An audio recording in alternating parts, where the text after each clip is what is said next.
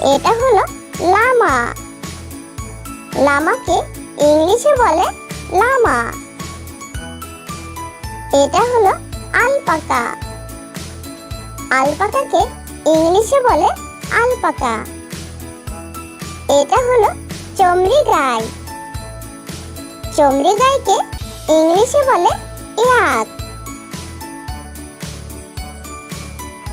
এটা হলো বলগা হরিণ।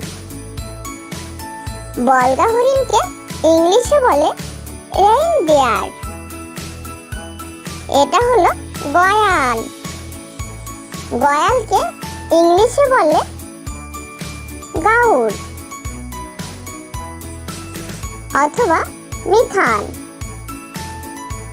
এটা হলো কুকুর।